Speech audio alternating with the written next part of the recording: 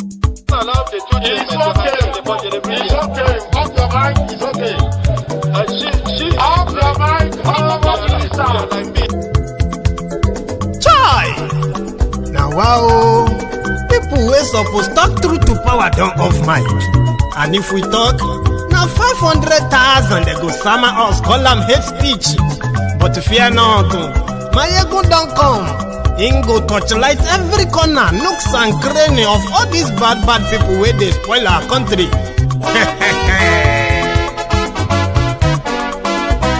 So my people make we loud, oh yo yo.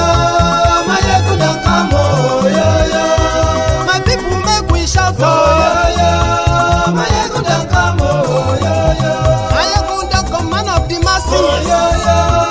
Maiyegun don't come, oh yo yo. Maiyegun diary politico, oh yo yo. Maiyegun don't come, oh yo yo. This one not the off in mind, oh yo yo.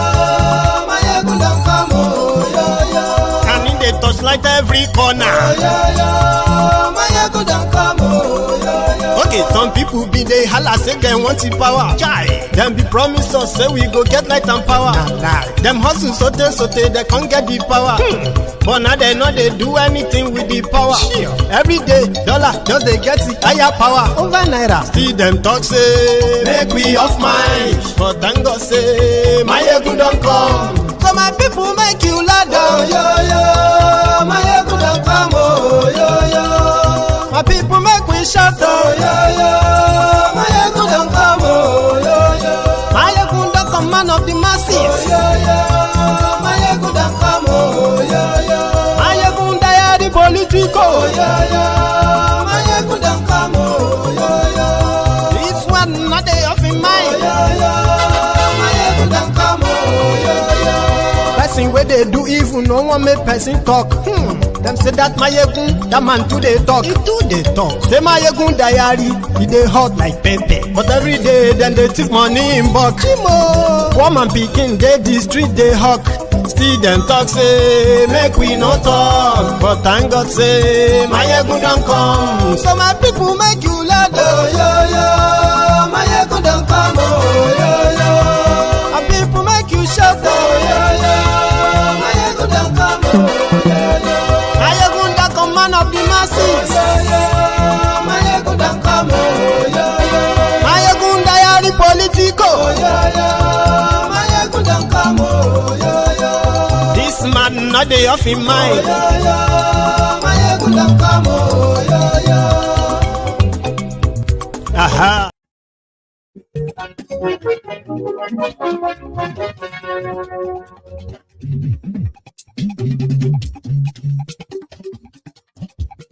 Hello there.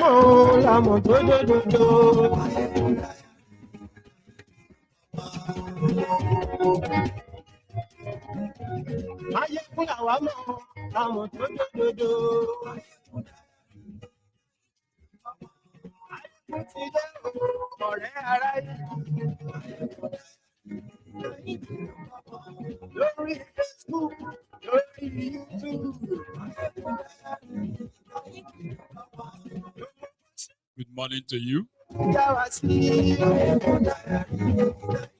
Good afternoon to you.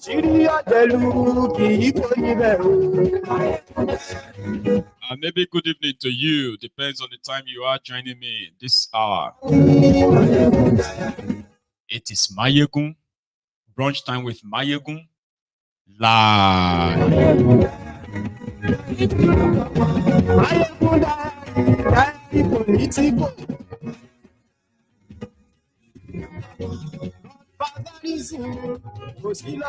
Brunch time with Maiyegun is more or less like the snippets into what is still to come.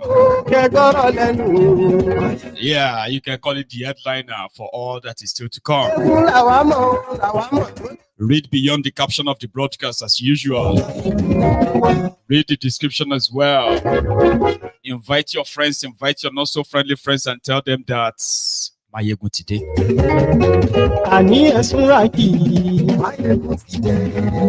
Everywhere they are asking you to endure.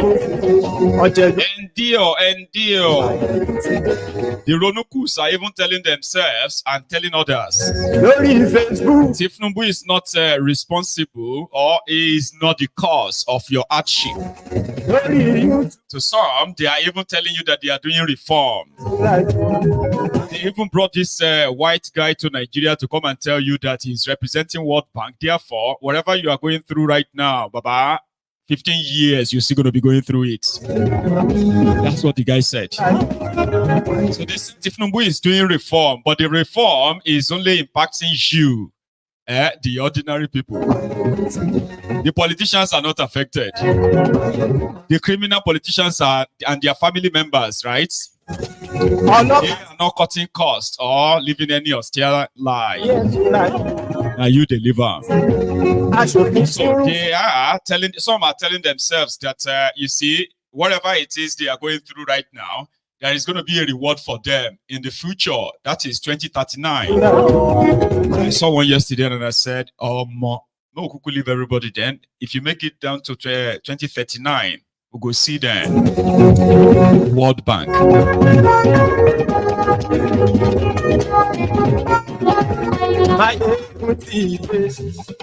Today. So yeah, we're having a quick one this afternoon. I know it's quite morning in some part of the world, especially in America. Okay.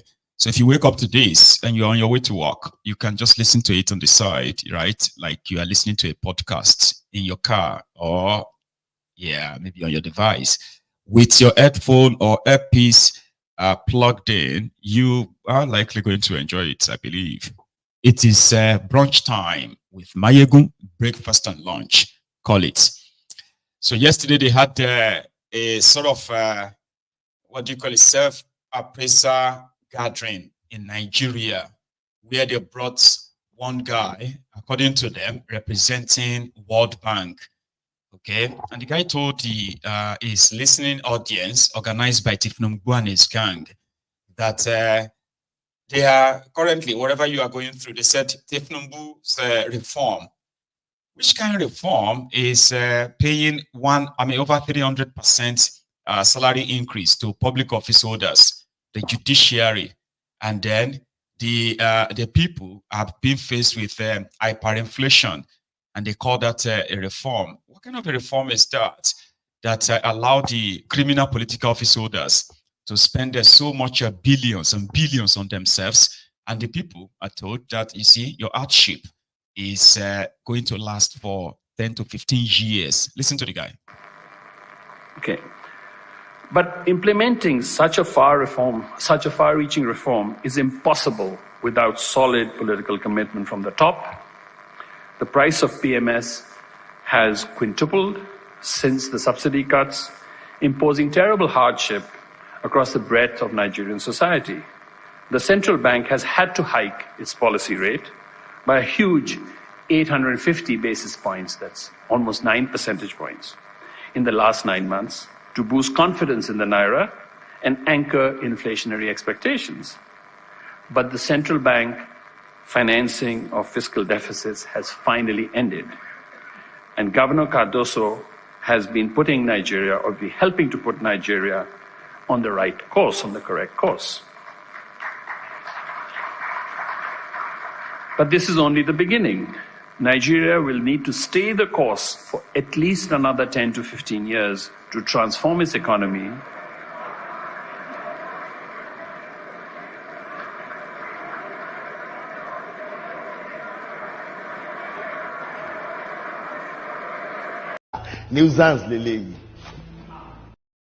So, then they deceive you now. To you, a typical sort of a Dundee Nigerian, you don't see a white person. I'm not sure even if it's a white or someone from somewhere, I don't know. So they brought somebody from the World Bank. World Bank, the ones that told Nigeria to float our currency, devalue our currency, right? The ones that also warned Nigeria that this subsidy that you told people that you are paying, you have stopped paying, but you're still paying it behind the scene. Now they brought this guy in front of you and he said, oh, Cardoso has put you on the right track. Therefore, this reform of removal of subsidy, which they are actually paying, you see, this is the kind of lies that sometimes when you ask yourself, what are you really sacrificing? They say, okay, they've removed subsidy. Only for you to hear later that they know they haven't. It's only that they removed those who were collecting it before and they are paying it now to another set of people. But they will come on the screen, right, to lie to 200 million people. I don't even know if that number is true, by the way. That population of Nigeria, 200 million people. I don't think that's true, by the way, because there's no scientific proof that the population of Nigeria is 200 million. Everybody is kind of running, running with that number. 210 million people. This madman, what he will never do in his own country, right, is there in Nigeria on a big podium. And he said, this fake reform, the reform where they were borrowing money to pay themselves humongous salaries, buying themselves private jets, right, buying themselves expensive bulletproof SUVs. Then to you that cannot afford petroleum and all that, right, you can go and convert your car to CNG. Now this guy faced all of you and said, they have to continue like this for the next 10, 15 years. Now die on a day. There is no country. There is no country that will actually tell their people and say, listen, this that we are doing, we have to do it for the next 10, 15 years before Nigeria can now recover. No country, no economics in the world will say that. They will not stone you out of that stage, except in Nigeria.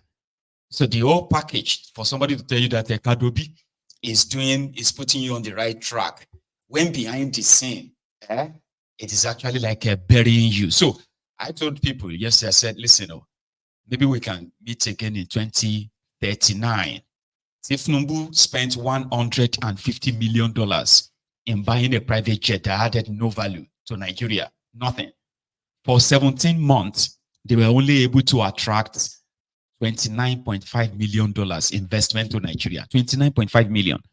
But they have been able to borrow over 6.8 billion from the World Bank. Yeah, they gave them the money, $6.8 billion. That is not invested in anything in Nigeria other than for the backdoor payment of subsidy and then probably for the relooting. You can't really say what they use their money for.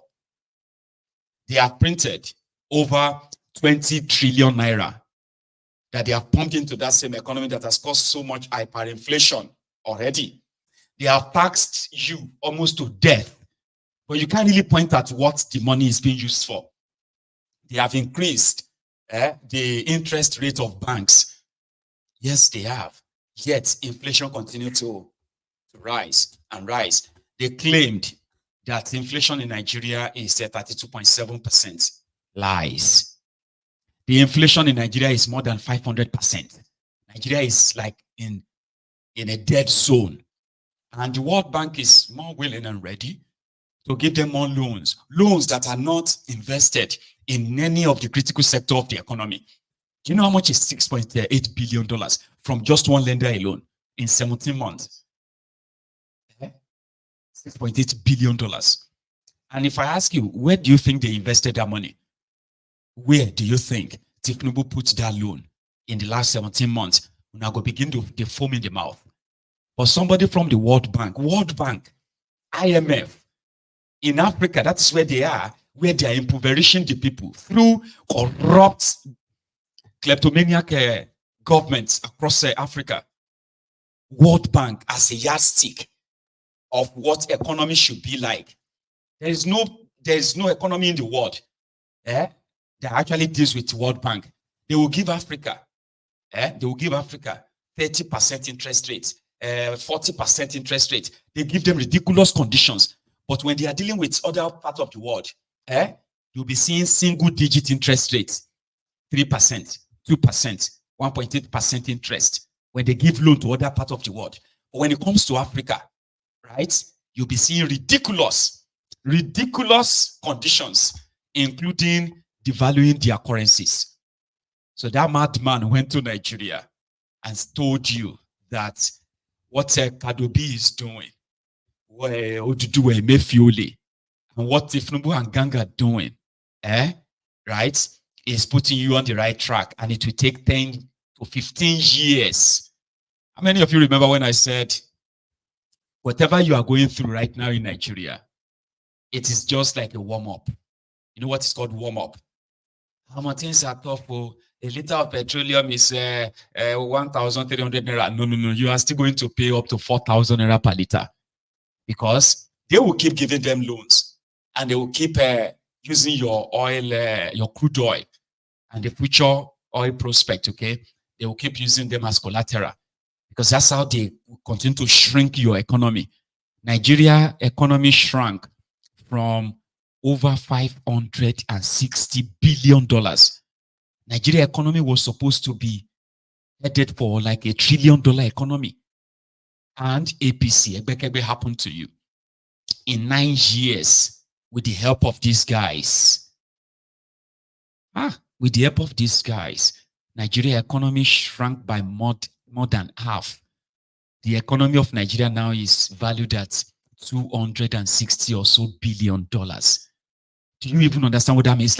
It's like wiping off the wealth of like 2-3 generations. You're never going to get that back. And they are saying it is still going to last for another 10-15 years. Rather than be scared and worried, some of them actually clapped like, well, if this guy says we are on the right track, then we must be. Right? Nigeria spent over $2 billion on subsidy. Importing fuel from Malta. Nigeria spent over $2 billion renovating repairing and refurbishing your refineries. And yet, none of them is able to refine 1 teaspoonful of crude oil in the last 9 years by this APC. So that's when the Shettima came out and said, you see, we don't have any choice. Okay, we don't have any option. thiefnubu and I, we are trying to put Nigeria on a solid foundation. Which foundation? What foundation?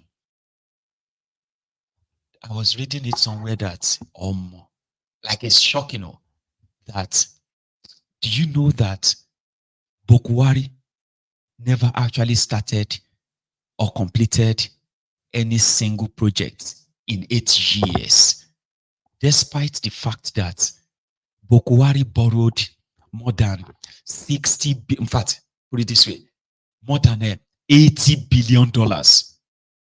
He printed 27.5 trillion naira. The exchange rate of that time, 405 naira or 410 naira to $1. That is over $60 billion. And the money disappeared. Nobody can say that money that Bokwari printed was used in constructing Lagos-Ibadan Expressway, Kano-Abuja Express or Kaduna-Abuja.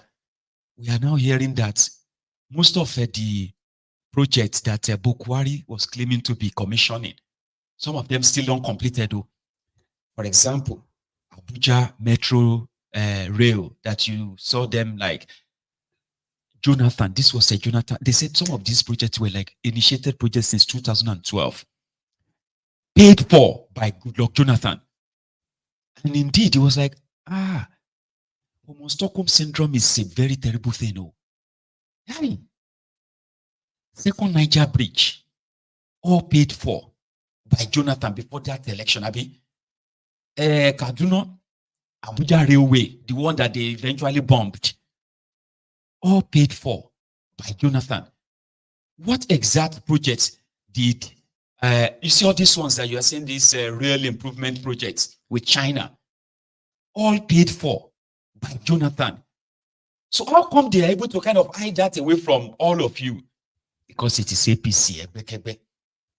And that is why even the second Niger Bridge, with a design that was supposed to have, a railway, the way they designed the second Niger Bridge, with the way Jonathan and his guys designed it. It was supposed to be about 10-lane bridge, very tall, so that a ship can actually really pass under it, dredge the River Niger, and under that bridge there was supposed to be a train track that would be from the western part of Nigeria straight to the eastern part of Nigeria, passing through that second Niger bridge, then like cycle it straight to the Niger Delta area, and then circle around and go straight to like area like Kogi and back to the north.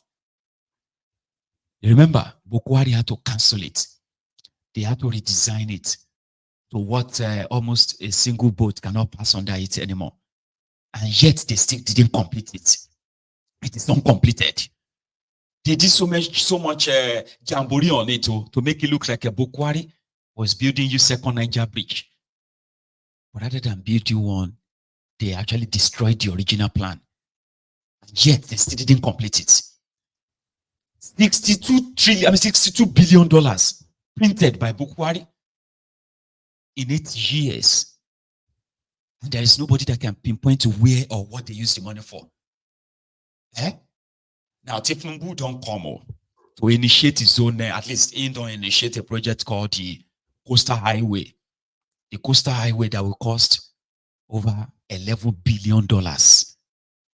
$11 billion, 15 trillion naira. That's how much they said they pay to ISPAL. Meanwhile, it was just another fraud, which would never really happen, so to say. And then the World Bank. Oh, the World Bank is telling you that you would have to kind of remain like this for the next 15 years. I don't know if you are ready, though. Well, you should be. I mean, what choice do you have? From what we now know, you are stuck with APC. Thiefnubu and his gang, they will use propaganda to finish you. I mean, you get to a stage whereby they will be talking about the contraption Nigeria, right? And you will be asking yourself and say, are they talking about this same Nigeria? Is it the same Nigeria they are talking about? Yes, it is the same. I'll give you more on that later though, right? So yesterday, we were inundated with the 18 hours delay or hostage-like situation where the Nigerian Super Eagles were diverted to an airport called the Al-Abqa or Al-Akba or something in Libya, in what was called the retaliation to what Nigeria did to them when they came to Nigeria, something Nigeria denied. So as we speak, the Libyan Football Federation, they are fuming that Nigeria boycotted the match and returned back to Nigeria. How dare you? That CAF should actually punish Nigeria for what they did by denying their fans the opportunity to watch a game, the qualifiers game, in their own country. So according to them, whatever the situation was, Nigeria was supposed to still stay back and play the game. Well, here is first, before the whole thing got really, really escalated, right? It's reported that they actually sent some government officials from Nigeria to go, sort of sort the problems with Libya, but the way they were treated, I'll show you. Then the pilot that took Nigerian Super Eagles to Libya has some explanation. I don't know if you've seen this, okay? But here, check it out.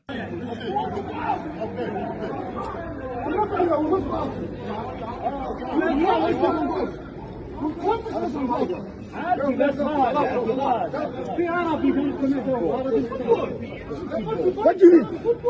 You must go out. You don't like to see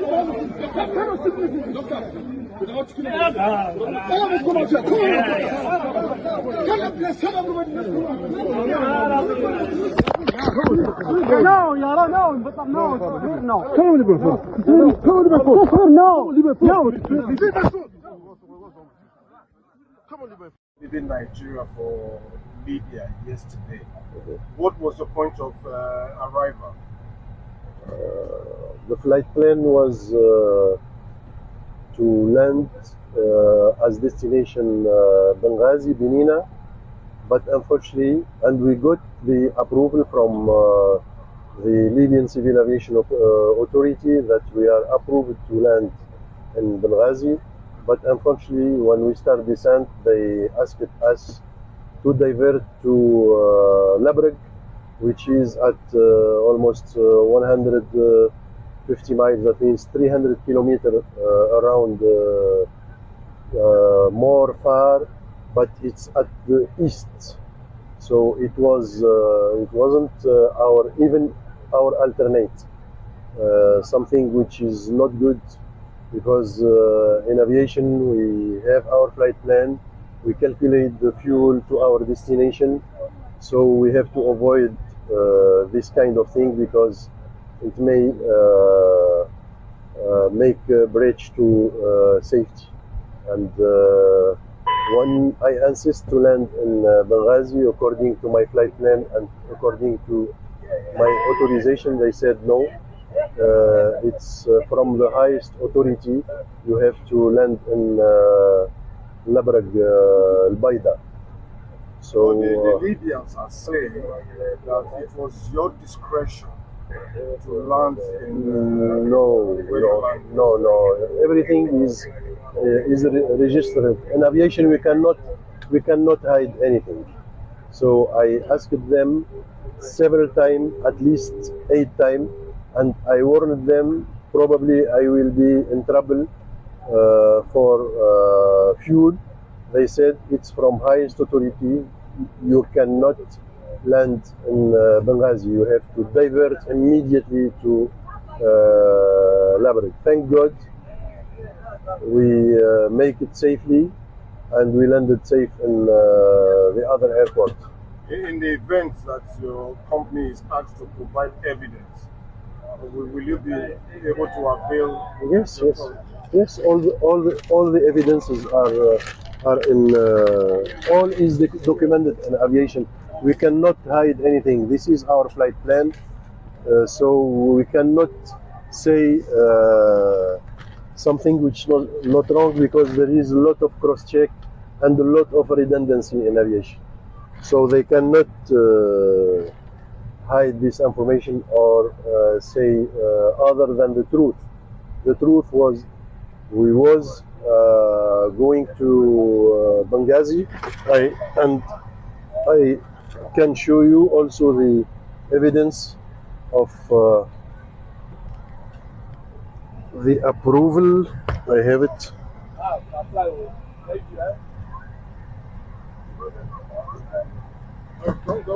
Captain, don't worry. Yes. So after that, they changed their mind, and at the last minute, they changed the airport. Even the airport was not. It's like a domestic airport. It's not well equipped. There is no ILS, no air nav approach, no VUR. So we make it visually to be able to land, because in case of go around, we cannot go anywhere. So it was our first and last chance. And I heard that you've been in that area before. Was that problem? Yes. Thank God I worked there for 2 years with Tunisian company. So I know the area very well, and it was not an easy matter at all. Thank you very much for talking to us. When a pilot will hear to me, he will understand that it was not an easy thing to land by night, visual approach, with marginal weather, without ILS, without air nav approach, and without VOR. Thank you very much. Thank you. Thank God.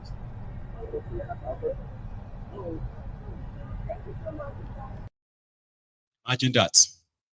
They actually wanted to probably get all these guys killed in Libya, and it's going to appear like it's an accident.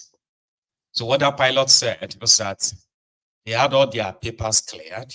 They were supposed to land in Benghazi with, adequate facilities like the area control, the weather beds, the Sizebu airport sites, and all that stuff. But he said like about 8 times he had to confirm from the air controller that what do you mean that we can't land? They said, we're from the highest authority.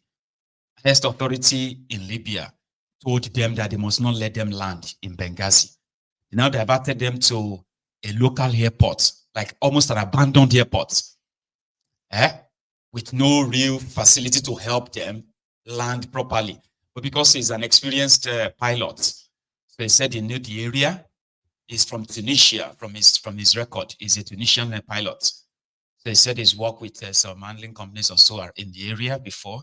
So he had a knowledge of the area, that he had no clear guidance on how or what was on ground or what have you, but he managed to land the plane there. So they were supposed to probably just go and crash them there and kill all of them. But why? Why would people? Okay, I should stop asking why, because I think we all know Libya, except for those who are a little bit attached to them because of their religion and all that. Libya is a horrible, racist, disorganized country. It shouldn't even be a country, by the way. So like I said last night, why would they even be part of any continental football competition? Why? Here is what the supposed coach of Nigerian team had to say from their experience. Thank you so much, Coach, for joining us on the show today. Let's have your thoughts of what the team and yourself passed through. Thanks for having me. It was actually a tough one. We left here since yesterday afternoon, and then we arrived in Libya at about 7:30, which is 8:30 local time. So from that yesterday up till now, we've been, do I use the word held hostage somewhere? We couldn't get out. It was a bit of a trauma for everyone, but the thing is I can't really comprehend what must have informed that. Because we all know how football can unify nations, can unify people. And for Libya to act in that manner, or Libyans to act in that manner, was very strange to me. But however, I want to say big thanks to the federal government of Nigeria for the quick intervention, especially Minister of Sports, Senator Oko. And another good thing is the boys are not really, I won't say they're not worried, but mentally they're still strong. It would have been nice to come back home with 3 points. Unfortunately, the game didn't hold. Of course, no game would have been played under such circumstances. But the good thing is we're back home, and also thank the Libyans for letting us go. Because it took a while, and I don't understand what happened. I can't comprehend, seriously. Well, we already know that CAF has said that they will look into it, that the disciplinary committee will take action. But let's talk about sportsmanship. In sports, there's a term called sportsmanship where you treat your opponents in a fair way. Was that the direct opposite of what you encountered, knowing that the global practices state that they should receive their guests with the utmost welcome? Absolutely. But you see, the comment from the captain last time when they came here, I think triggered the whole thing, which was not correct. Although they did apologize during the match, pre-match meeting here, and because it was their fault that they landed in Port Harcourt. And Nigerians or Nigeria will never ever treat any team like this, never. And then I think the public was incited for some reason, and they started acting unfunny, But like I said earlier on, sports or football to be specific is a sport that unifies people. And they did apologize then that it was not their fault, but it's already said. But maybe they had another strategy or another game plan in mind that you and I don't know. And now looking at it, Nigeria still stays with 7 points. But I know that at this point, the major thing isn't about games, but about safety. Looking at everything that has happened and what CAF has already released, would you say should the 3 points be deducted for Nigeria for no show up? What will it mean to the team and the situation they felt? There's no way we would have played under that circumstance. You were talking from Nnamdi Azikiwe Airport here. If you were there live, then you will understand what I'm saying. It was tough. You can't. You just no way. Because at some point the president said, okay, you know what? We'll have to go out the airport, go look for a hotel. They won't even let us out of the hotel. So how do you interpret that? No food, thanks to ValueJet from the snacks they gave us on arrival. That's what we ate. This morning is a guy that came from the embassy. He bought us piece of bread. That's what we had. So there's no way we would have played. Even CAF definitely will look into it. We have enough evidence. I think CAF.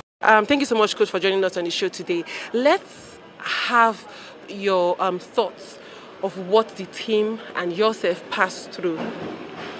Thanks for. So, give me a second. That's the coach, Guavon. Was like, indeed, even if you have to paint the picture for you, that you are not there, and you can just imagine, you come out of a flight. Number one, you were in the air for hours before they finally diverted you to another place. And then when you go to this place, it's like, a dry land where there was no real provision, nothing. And then they locked the airport after you landed, right? No provision of water, of food, or anything. Then there is also an effort to make sure that no hotels in the area is allowed, right, to host you. So, and you are in a foreign country, a group of you like that, okay? And then they lock the airport. You are not allowed to leave the airport. You have no idea what's going on. They switched off the Wi-Fi, the airport Wi-Fi. You couldn't really communicate. Those who were like international players who have international roaming, what have you, on their phones, were those who were able to at least manage, tell the whole world what was happening to them. Nobody was communicating with them, right? Like you came to a country to play a game, okay? And here you are like entangled in what was like, retaliation. It's like an hostage situation. Those who are the airport workers, they were so hostile to them. Like it was like they were going to attack them. They were, and you can't leave. Your plane is grounded. You cannot also leave the airport. They've shut the door, shut everywhere, and say you have to stay here. They're like, the trauma. I go probably start panicking, paseo, no joke. So you get like, what's going to happen? Libya is like being flown to Afghanistan or Iraq. And then you have no idea what's going to be your fate. You don't even know what's going to happen. The trauma. So that's what the coach kind of tried to explain. They're like, no, there's no way anybody will go on and play football after that. Which football? And Libya is so mad. I'm actually wondering, when I read their statements this morning, right? They actually listed some of their angst, and in their statement, right, they practically said Nigeria did the same to them. No, Nigeria didn't do that to you. Come on, right? And then they said Nigeria should have stayed and play. The fact that Nigeria boycotted the match, CAF must punish Nigeria. I was like, what the hell? What's this guy talking about? I'm going to go look for that statement, okay? Here is what their Minister of Sports in Nigeria, they welcomed them in Kano after they returned back home yesterday. This is what you have to say. 20 hours of trauma, you've gone through what I can describe as a near-death experience.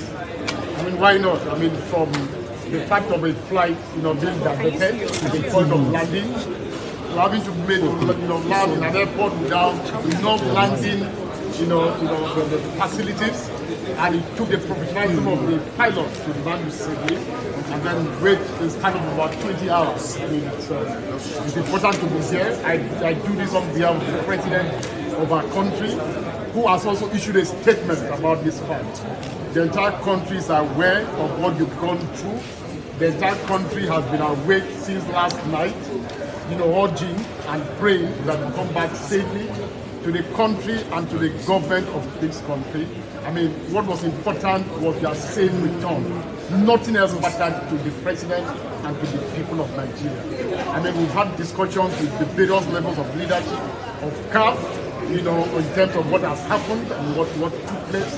But the bottom line is that, let me thank all of you for the great show of maturity. In spite of what took place, in spite of the provocation, we've seen all the pictures, the kind of manner that you were treated, and how you had to try to see whether you could even find some rest in the airport, how you were stopped from even leaving the airport. And in spite of all of that, they remain calm, remain mature. I mean, that is the spirit that is typical in Nigeria. And I need to, thank you and thank everybody and welcome you back home. Thank you. 20 hours of trauma. You've gone through what I can describe as a near-death experience. I mean, why not? I mean, from the fact of a flight, being diverted to the point of landing. Sorry about that. I kind of have two options, right? Share my screen or just pick up the statement and then just put it on the screen instead of sharing. So I was in between the two when the, what do you call it? When the clip stopped playing. So give me a sec. I'm going to try and see if I can add what they had to say. Oh no. Okay. I think I have it here. Give me a sec. Yes. Just a moment. So I can put the two statements on. The Libyan FF, the Libyan Football Federation, you call them. Okay. So this is their statement. Even though CAF is said to have released an apology, wherever it is, right? But here, they said, we are deeply concerned about the recent report surrounding the diversion of the Nigerian national team's flight ahead of the African Cup of Nations qualifier in Libya. While we regret any inconvenience caused, it is essential to note that such incidents can occur due to routine air traffic, mad people, traffic control protocol, security checks, or logistical challenges that affect international air travel. Lies. These are standard procedures at airports worldwide, and delays rerouting, though unfortunate, are not uncommon. We have the utmost respect for our Nigerian counterparts and want to reassure them that the diversion of their flight was not intentional. Right. There are no grounds to accuse the Libyan security teams or the Libyan Football Federation of deliberately orchestrating these incidents. Such actions are inconsistent with our values and principles. Lies. We firmly reject any claim that suggests foul play or sabotage in this situation. It is important to highlight that just last week, our own national team faced significant challenges upon our arrival in Nigeria for the third match of the African Cup of Nations qualifications. Despite the difficulties we encountered, we did not make public accusations nor question the integrity of the Nigerian authorities. Football, in its essence, unites nations, and we are committed to upholding the spirit of fairness and mutual respect both on and off the field. In Libya, we pride ourselves on our hospitality and our welcoming nature. We have always prioritized treating all visiting teams, including our African brothers. Lies. There's a record of them doing the same thing to this time to the club side. They've done the same thing to the Cameroonian team before, right? They've done the same thing to the Eyimba of Aba during the a club side game. But at a point, they even turned off the stadium lights when the Eyimba team, they were training in their own training before their match. So they've always been that, like evil, put it that way. Just unfortunate that this time around, it got so like escalated. So they want FIFA to do something. That is, they want FIFA to possibly sanction Nigeria, okay, for denying their fans the opportunity. Meanwhile, they've actually said it ahead of time that what they faced in Nigeria, they will do the same thing to Nigerians when they come to their country. And yeah, there are Nigerians who agree that Nigeria deserved what, or the Super Eagles deserved what they were, how they were treated. We've kind of passed that, Abby. I'll leave that. So next one on my touchdown is this event that took place today in somewhere around Kogi. I'll go get the name.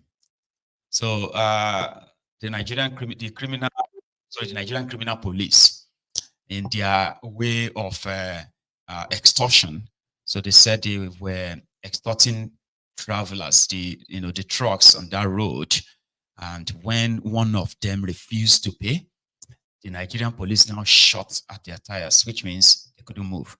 So in solidarity, other truckers, other truck drivers decided to block the entire road. And fortunately for the commuters, there is this guy who was also trapped in that traffic. He is Peter Obi. So he came down. Immediately he came down and the crowd saw him. Even the trailer, the truck driver whose struck a tire got shot. Had to kind of run to him, to Peter Obi in the whole, in the whole melee. Very angry before, switched to a bit of a jubilation. The crowd started gathering enough that it didn't take much for them to say, you know what, if Peter Obi is here, there's no point in blocking the road anymore.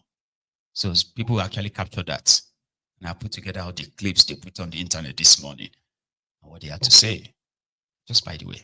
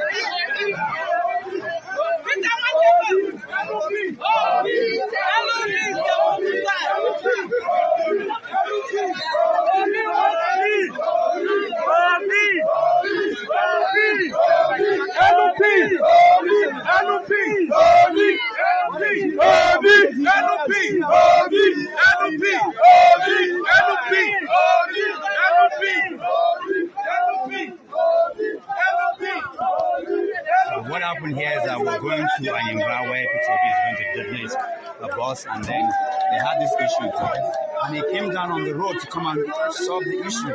We heard that this trailer was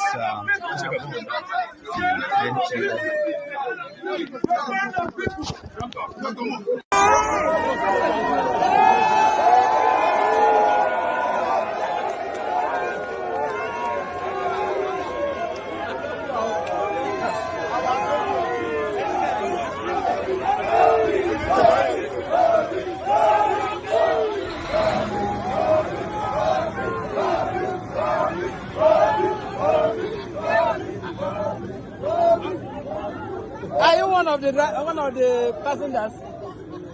Are you one of the passengers? Yes, yes. What can you say about what just happened? Wow, I'm very, very happy. I'm taking you. Yeah. Okay. I'm very, very happy that our brother Peter Obi can solve this problem for us. Very, very happy. Very excited. We have been here for over 1 hour. But now we'll be happy. Thank you. Very, very happy. Okay, what of you? In fact, we have been relieved of this problem.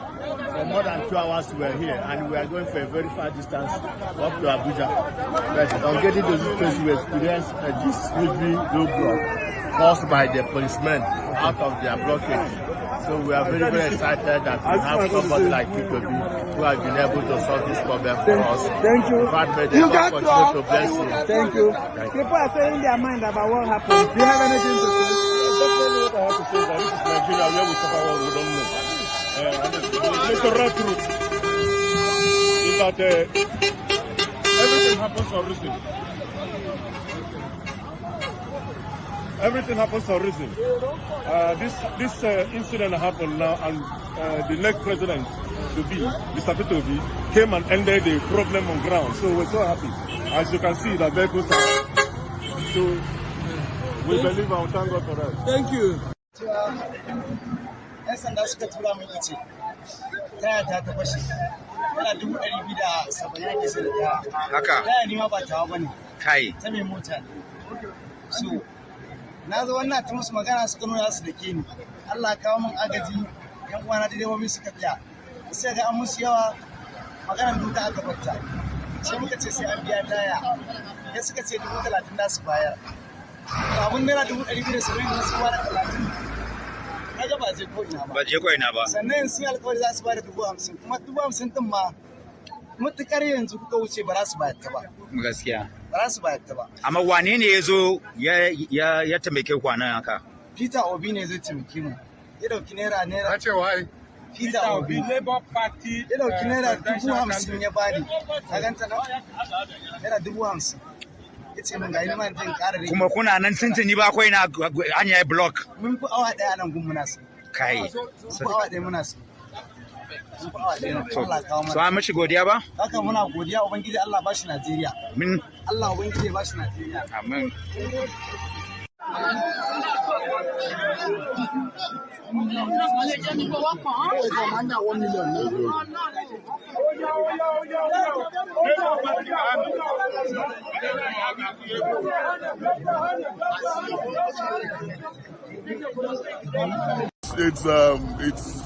That is to tell you the people's choice.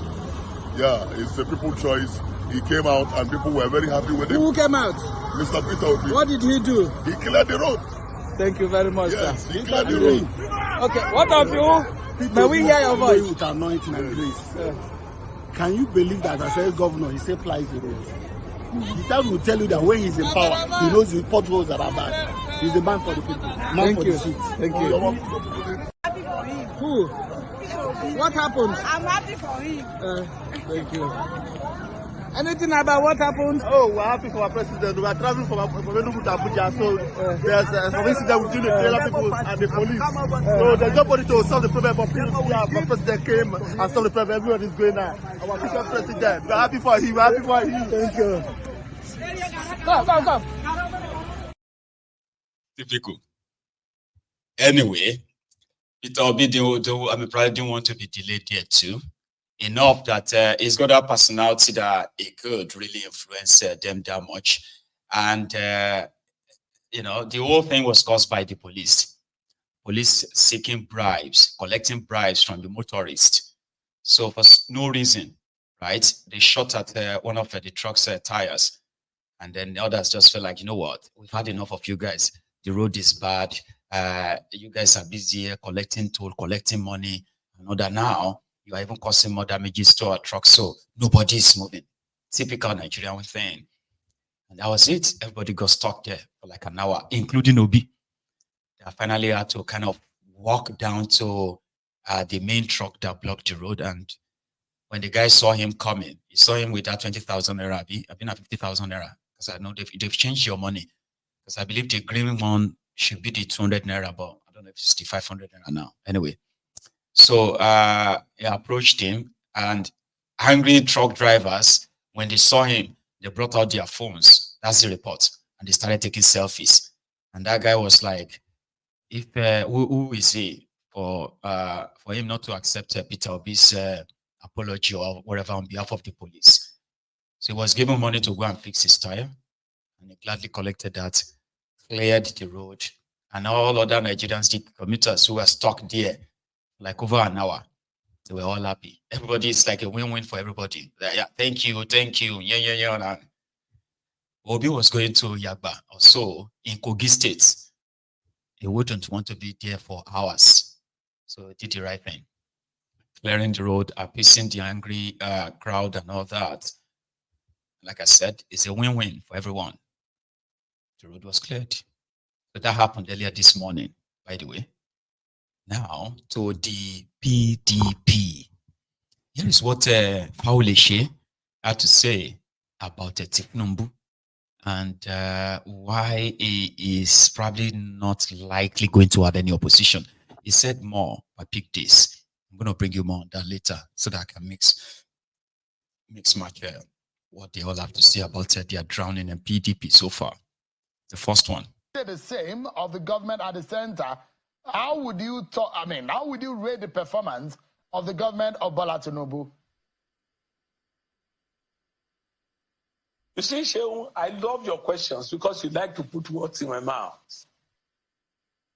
Yes, it's not been too easy. That is the truth for Nigerians. But I think that government naturally is giving their best, but their best still needs to be upped. To me, if you say they still need time, people will begin to question and say, what time do they need? Yes, I agree that it's not been too easy for Nigerians. But I know that with little time, things could get better. That's all I can say. But the damage is a long-time damage to this economy. Don't forget. It's a long-time damage to this economy. It's not an overnight repairs. No. Repairs will not come overnight. That is the truth. All right. Thank you so much. He's always... Lori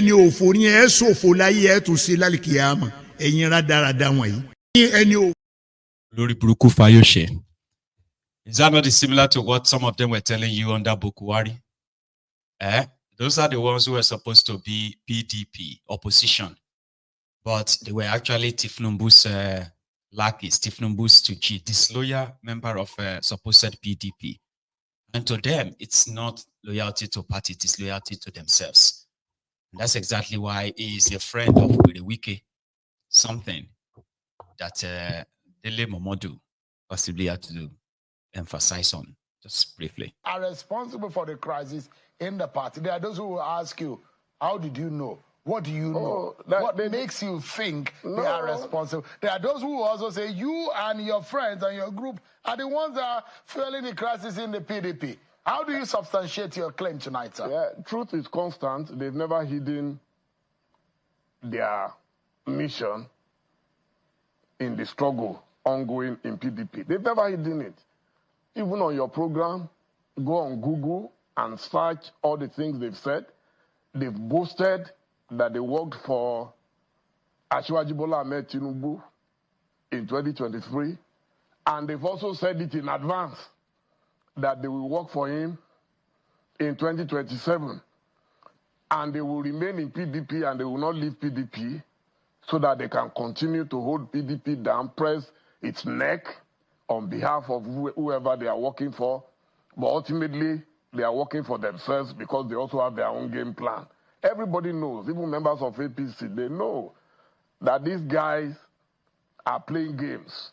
They are hoping that somewhere along the line, President Tinubu may not run in 2027, and then they will hold PDP down so that they can use PDP, because they know APC will never give them their platform. Nobody is going to allow you, after destroying your own home, to come and destroy their home. So everybody knows. You know, as a journalist, I interact at the highest level, at the lowest level. I have access to information. And it's unfortunate that these guys are leading PDP to Golgotha. The constitution of the party is very clear. If Dr. Yechayayu has left, the next person to occupy that position must come from his part of the country, the north central region of Nigeria.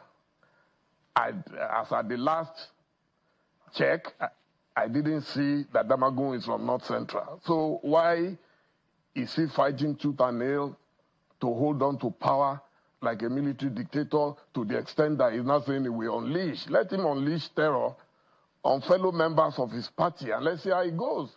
The whole world is watching. Those days are gone. Chief Momodu, if I may jump in quickly, there are those, and I asked, are responsible for the crisis in the party. There are those who will ask you. Jump in, Sheung. So you are also like in the bomb crack of Wike and others. Anyway, so that's what they are calling politics in Nigeria. Okay, they will stay inside their party and keep it destroyed, while they are also publicly telling you they are supporting thiefnubu, and they do not want any backlash from that, because they are not working for anybody but themselves.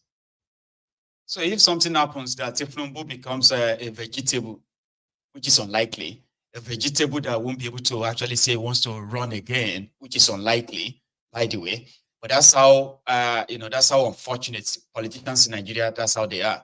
It's all about themselves. Nigeria can burn. Nigeria can burn to ashes. They don't care.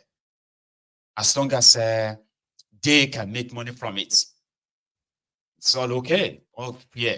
to them. You all can starve to death.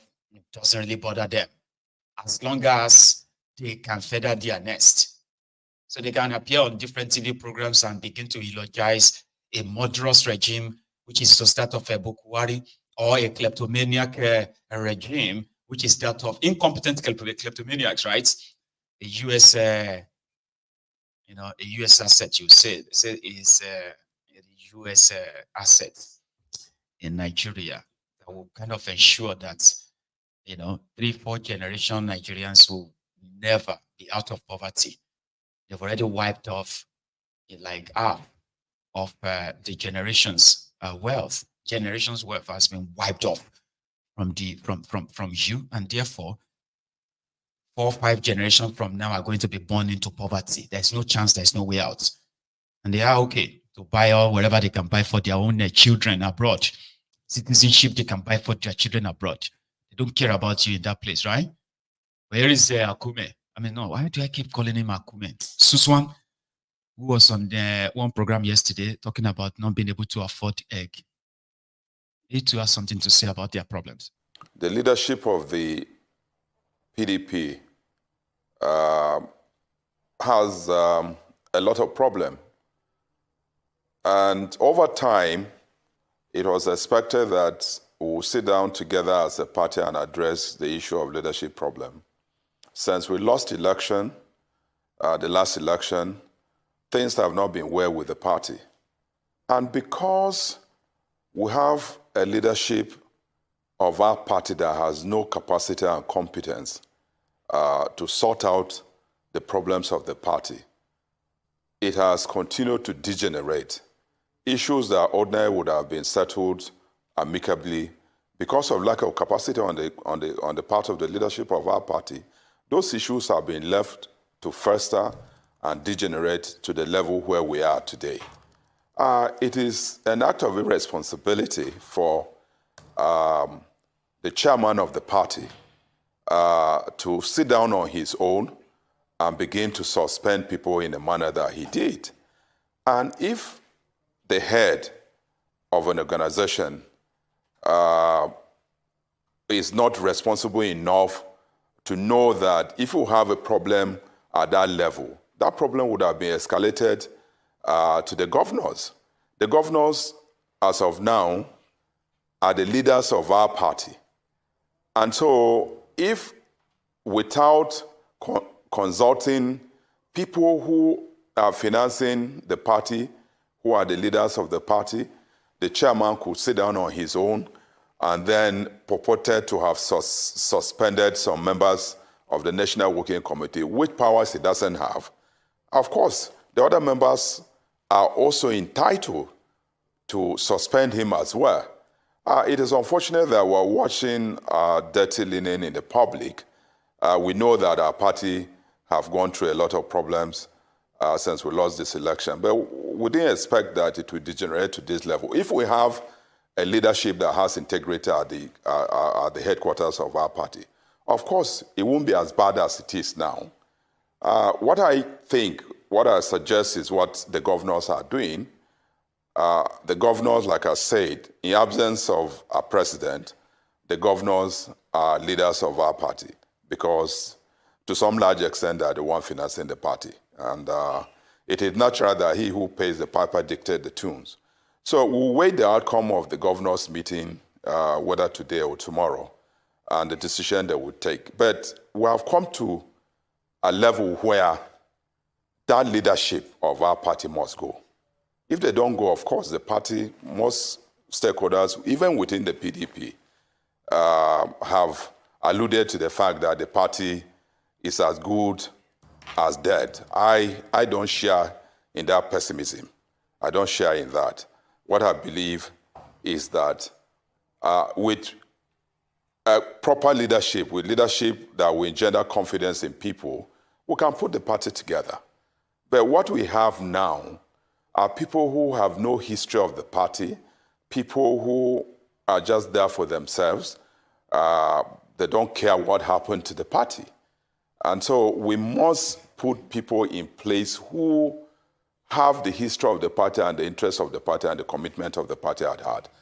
The group of people we have there as leaders of the party have none of those.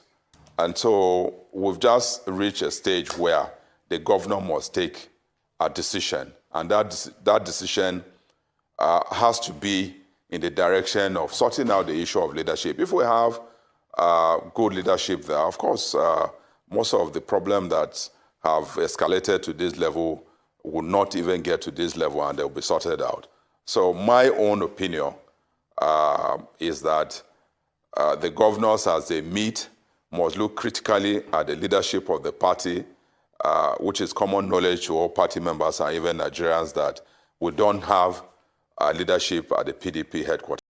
The leadership of... It's unfortunate for them, right?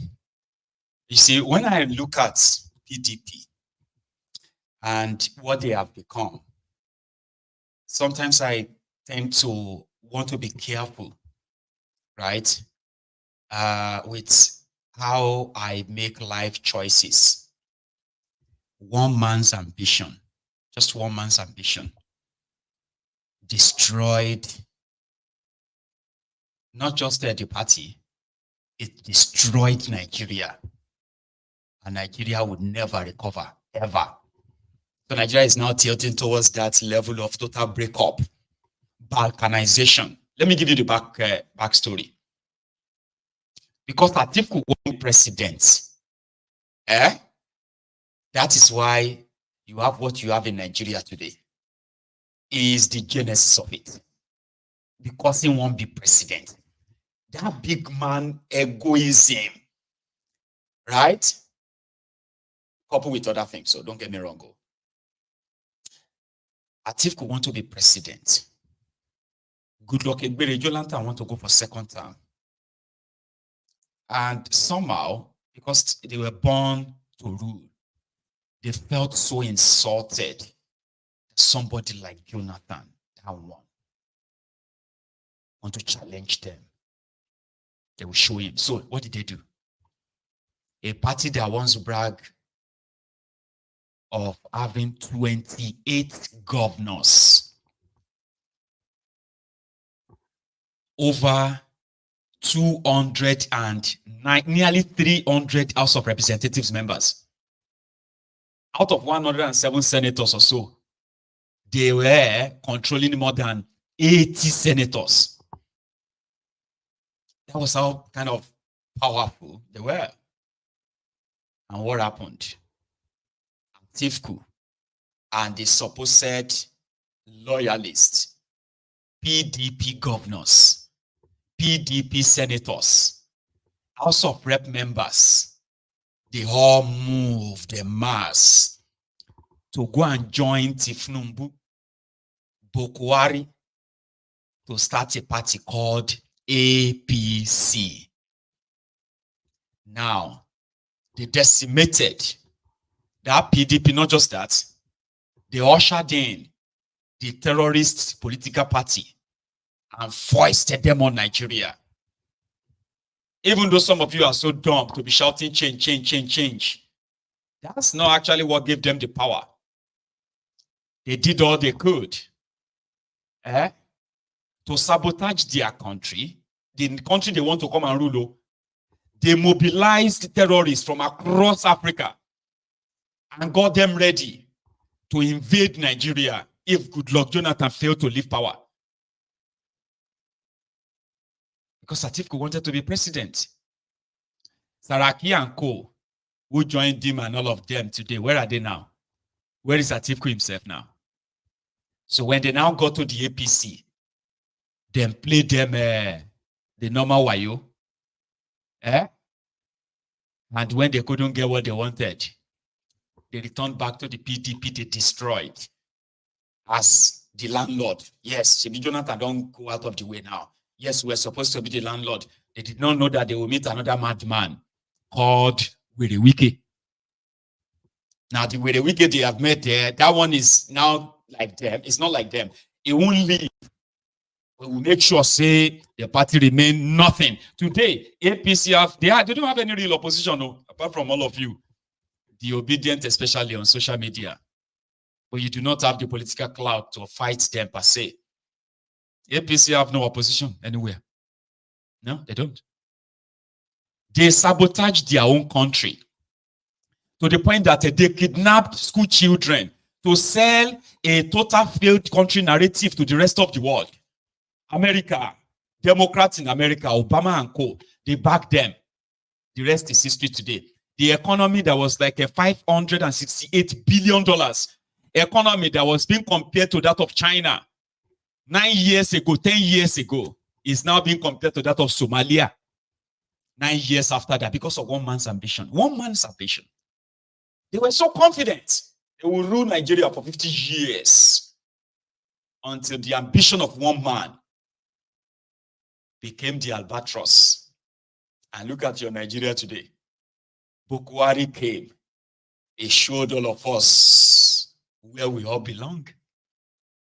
Before now, there were some lines, they call them fault lines.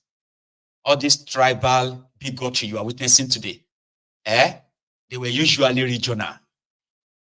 They never go mainstream. They are never like at the mainstream until APC took over power in Nigeria, destroyed Nigeria economy, destroyed the Nigeria fake unity. And today, all of us now know where we belong. The Igbos here, the Yorubas here, the Fulanis here, the Hausas, everybody don't know their level. There's nothing called one Nigeria. Everybody here don't clear. Thanks to Bukwari and his gang. Because of one man's ambition. He is still contesting. He's going to contest in 2027. Yeah. He wants to be president of Nigeria by fire, by force.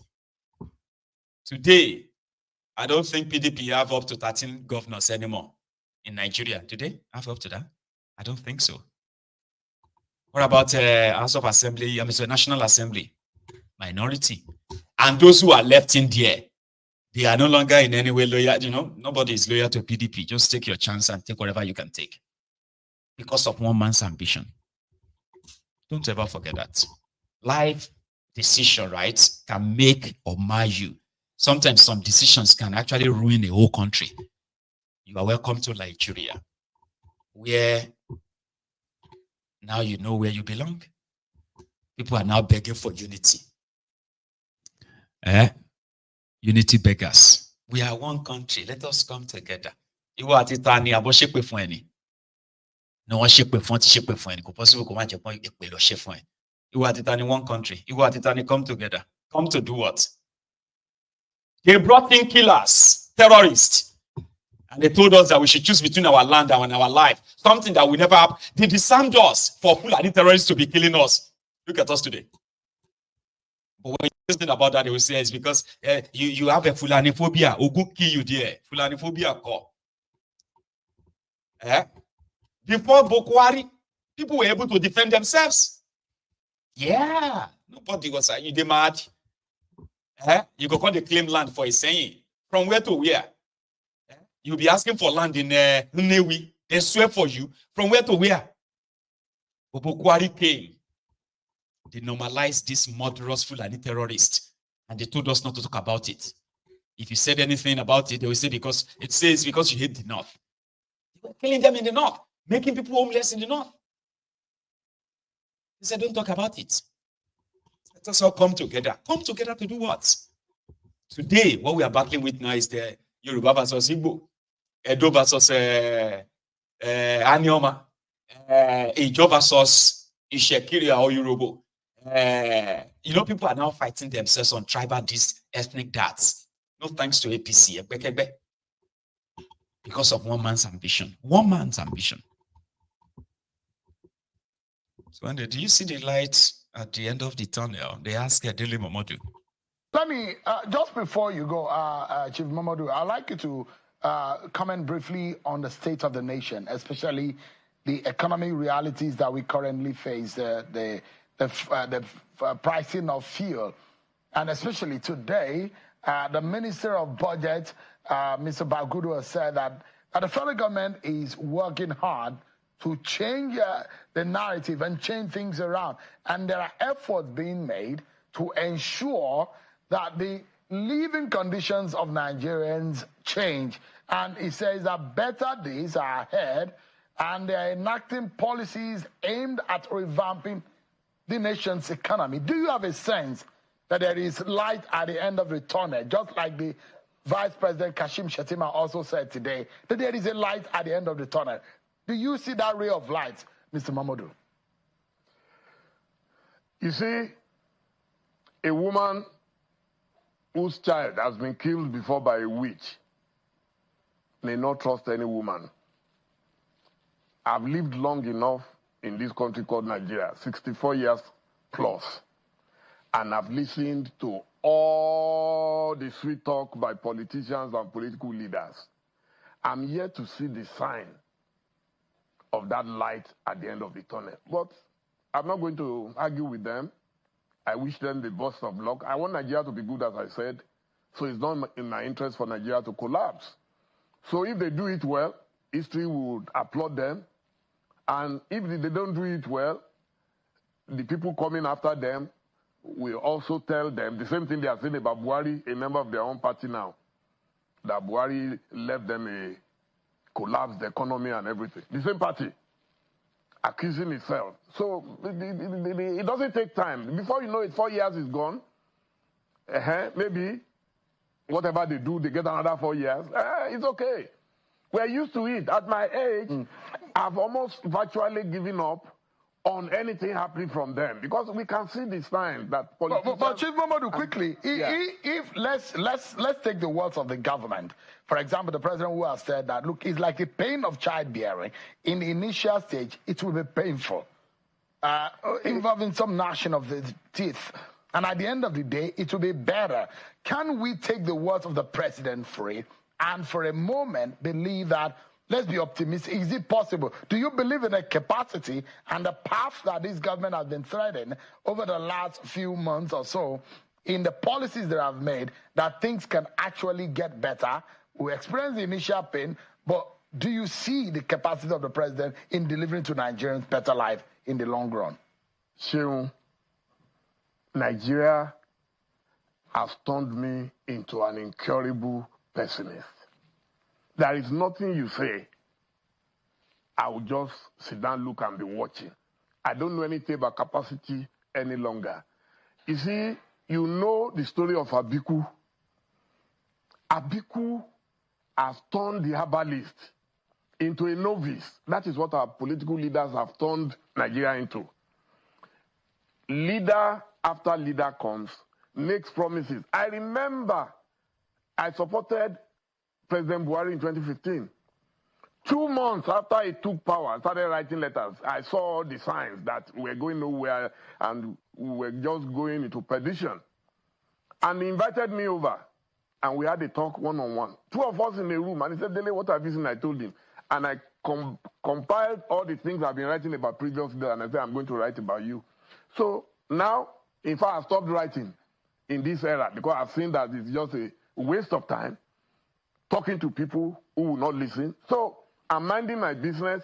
Oh, people will say, hey, you're supposed to be the president's friend, you are this and that. So for me, I doubt that much will come out of what is going on because even the people who surround the president, a lot of them are not ready for the change.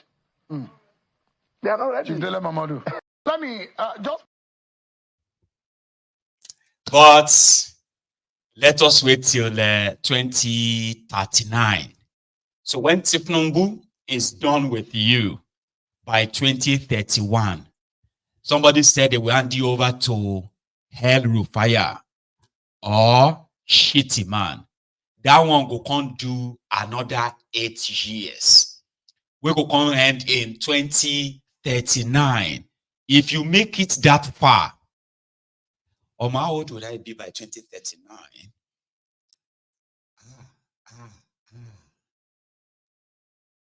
I will be 55 years old.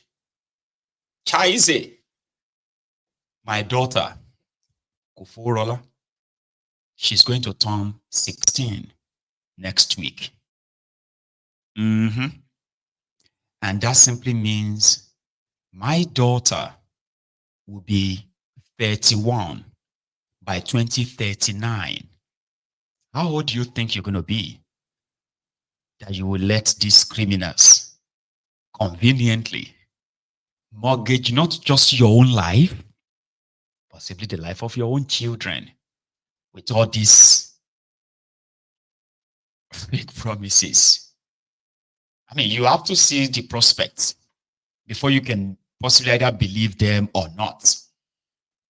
Or when you are seeing the truth and you are creating lies, hoping that your lies, that your imaginary wish will then come to be, well, I will see you in 2039. At least World Bank don't advise you already. I remember when they used to have the Vision 2020. How many of you remember that? Vision 2020. Do you remember that? Well, I'll tell you about it. It was a vision put together sometimes around 2000, year 2000 and year 2005.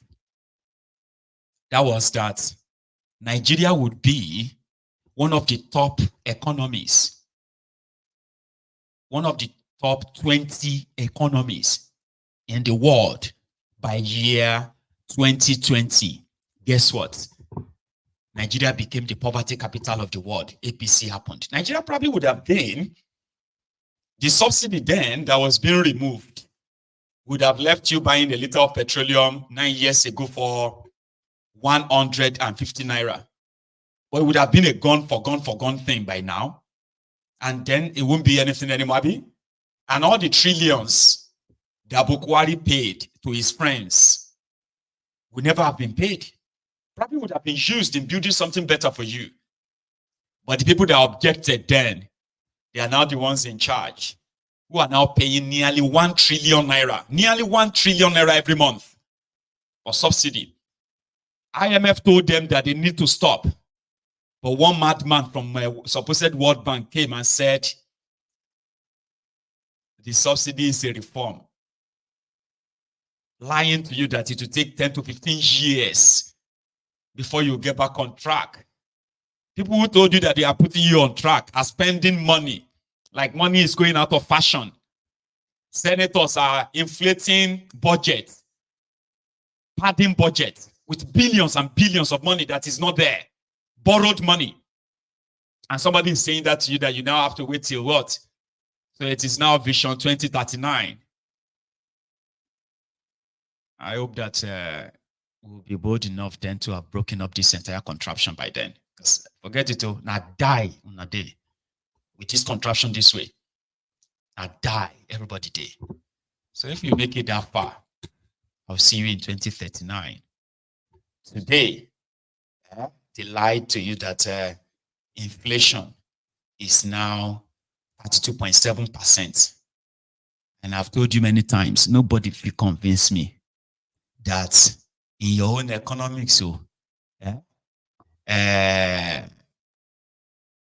inflation is 32.7, food inflation is 42%, when a bag of rice used to be 7,500 naira.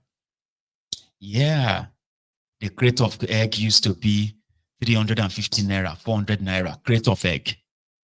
As at 2020, crate of egg was 600 naira per crate. Today it's over 6,000 naira and it's going to 10,000 naira. They are not creating any real job. Yeah, they are not. You are losing your job, businesses are dying, and they continue to tax and tax and tax, and they are taxing even the dead. But where is the money? They are using the money to fund padded budgets, projects that don't exist, that doesn't exist. They are using the money to fund them. These guys are looting billions and billions, hundreds of billions of naira. Like money is going out of fashion. I've heard that they are going to increase your VAT. Yeah, to 10%. They need more money. VAT is that's when you pay, tax you pay when you buy a bottle of Coke or a bottle of Pepsi. Yeah. So they are, adding and adding and adding. But when you ask, where is the money? National Grid collapsed yesterday. It was said to have been brought back partially. It has collapsed again this morning with 0 megawatt of electricity generated. Everybody is out there saying, is it the fault of thiefnubu that the Guinea collapsed? Is it the fault of the $6.8 billion they took from the World Bank? Can that Olori World Bank man tells you where they invested that money in your economy? Which of the sector in Nigeria economy did they invest that 6.8 billion? Do you know that this thiefnubu's government, they have taken more than $20 billion loan? Yeah, you heard me right. In the last 17 months alone. Go and convert the over 20 trillion naira they printed. Ways and means. They even came out, oh God, man. thiefnubu came out and told you that he has cleared the 30 trillion naira that Bokuwari incurred from the ways and means, when it's a lie. Nobody is raising a whimper right now. Okay? So they said, oh, it has been converted to, they have a name for it. So it will be paid in 40 years' time. God. Then who is going to pay the printed 20 trillion by Kadobi? Who is going to pay that? And this is just 17 months. Oh. So by the time they get to 48 months means 4 years. Yeah, 4 years is 48 months. How much do you think they would have printed? thiefnubu said they should print more money. He was one of those who advised Bokuwari to print more money. Now that he's there, he's printing it regularly. If you check some of the money you are holding, you will see money printed in June 2024. Yeah, go and check it. Hold that naira very well. Check it. You will see money printed in July, August 2024 by Kadobi. They keep printing and printing and printing until you will realize that you have a Zimbabwe or Venezuela on your hands. So by the time they spend 48 months, only God knows how much they would have borrowed, which includes the ways and means. These guys took $3.3 billion from the Afrexim Bank just to fund dollar subsidy for the marketers, oil marketers. Do you remember that or no? Abi Koyemo, Nano had that one. Had that 3.3 billion plus 6.8 billion that World Bank confirmed that they've given to him. How much do you think you're going to get? That is $10.1 billion. Convert the 22 trillion they printed to dollars using the 1,700 naira per exchange rate. That's probably going to give you another roughly $8 billion. Isn't that like $19 billion? Where is the money? What did they do with it? I'm asking you. Then what happened to the over 4 billion that they said the IMF has also processed and gave to them? All this billion you did hear? Where can you tell me they invested it in your economy? I'm asking you. I mean, if they invested this money somewhere in your economy, let's say on power, they invested it on rail infrastructure improvements, on roads. Maybe you can begin to say, or they invested it on agriculture. You can say, give it time, or this thing will begin to yield very soon. But they have turned the entire place into rent seeking. These are a bunch of rent seeking rogues. So they can go bring somebody, dress him up and say it's coming from the World Bank to tell you that they must continue on this path for the next 15 years. Really? I shall be here when that time comes. Anyway, I am supposed to take course partially, but I think we'll just leave that for some other time. Okay. A bag of rice is now, as I have been told, over 100,000 naira. A liter of petroleum is over 1,200 naira. And same will go for every other food and services in that country. There is no way out of this if somebody now says they do not have any option that this sacrifice, he even said, the poor people, they feel sorry for you. But there is no option. You should endure. Now you they endure. Now them they enjoy. Now you they in pain. Them they inside plane. Flying everywhere. And somebody said they understand. It is the sacrifice they have to pay. No, you are the sacrifice. You know what they say? That, if, there's a saying, that if you don't know that you are being played, if you don't know what they are feasting on, probably you are actually the food. You are the pawn on their chess table. And I pray you make it to 2039. I mean, I can still say I'm a young man at the age of 55. That's not bad. I can still hang around here while we continue to try to get a lot of you to see the light. Nobody is coming to fight for anybody. Nobody. But let's say the revolution we need is the revolution of the mind, which means when you are ready, when we are ready, we'll get rid of these guys. Until then, let us continue to sort of laugh, shout, scream, and do all we can to make ourselves feel good.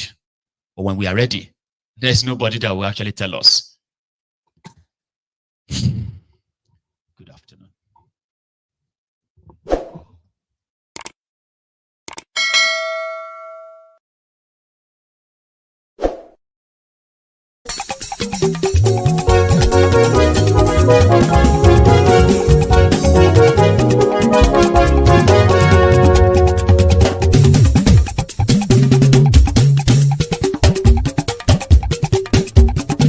Maiyegun làwa mọ̀ làmọ̀ tó dòdòdò. Maiyegun diary Nayibi #1. Maiyegun làwa mọ̀ làmọ̀ tó dòdòdò. Maiyegun diary Nayibi #1. Maiyegun ti dé o ọ̀rẹ́ ara ìlú. Maiyegun diary Nayibi #1. Lórí Facebook, lórí YouTube. Maiyegun diary Nayibi #1. Gbogbo bó ṣe ń lọ ni Maiyegun já wa sí. Maiyegun diary Nayibi #1.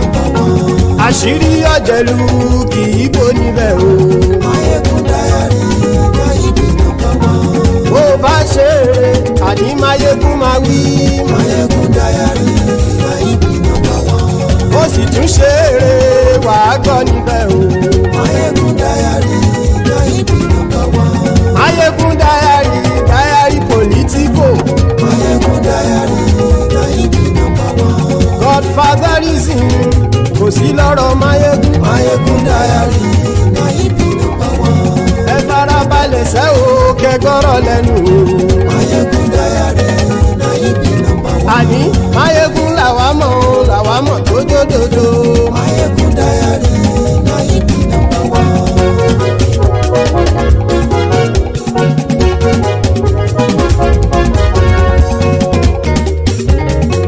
Àní ẹ̀sùn ràkì.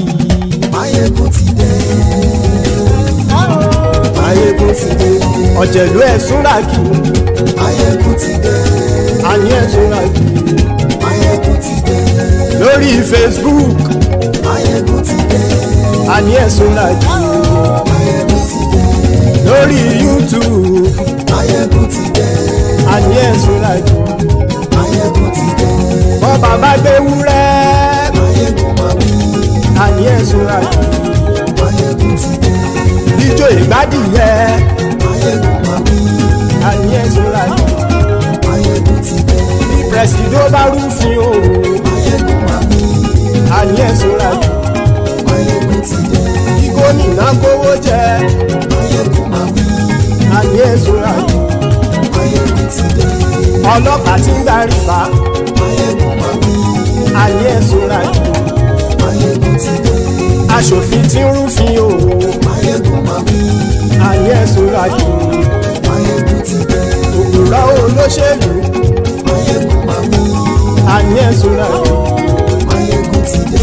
ọ̀jẹ̀lú ẹ̀sùn ràkì. Maiyegun ti dé. àní ẹ̀sùn ràkì. Maiyegun ti dé.